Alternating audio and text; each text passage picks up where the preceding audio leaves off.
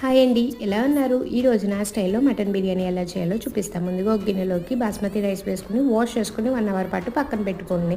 ఇప్పుడు ఒక కుక్కర్లోకి ఆయిల్ వేసుకుని ఉల్లిపాయ, పచ్చిమిర్చి, టొమాటో వేసుకుని మగ్గించుకోండి. ఇవి మగ్గిన తర్వాత అల్లం వెల్లుల్లి పేస్ట్ వేసి పచ్చివాసన పోయిన తర్వాత ఇలా పెద్ద ముక్కలుగా కట్ చేసి పెట్టుకున్న మటన్ ముక్కల్ని వేసి ఒక్కసారి కలుపుకుని వాటర్ ఊరేంత వరకు మూత పెట్టి మగ్గించుకోండి. మటన్లో నుంచి ఇలా వాటర్ ఊరుతున్నప్పుడు ఇందులో కొంచెం పసుపు, ఉప్పు, కారం, ధనియాల పొడి, జీలకర్ర పొడి, అలాగే మటన్ మసాలా, కొంచెం గరం మసాలా యాడ్ చేసుకుని కొద్దిసేపు మగ్గించుకుని ముక్క మునిగేంత వరకు వాటర్ యాడ్ చేసుకుని విజిల్ పెట్టేసి ఒక 5 విజిల్స్ మీడియం ఫ్లేమ్లో రానివ్వండి. ఇప్పుడు మరొక గిన్నెలో ఆయిల్ వేసుకుని హోల్ బిర్యానీ స్పైసెస్, కొంచెం పుదీనా, కొత్తిమీర వేసుకుని ముందుగా నానబెట్టుకున్న రైస్ కూడా వేసుకుని సాల్ట్ వేసుకుని 80% కుక్ అయ్యేంత వరకు కుక్ చేసుకోండి.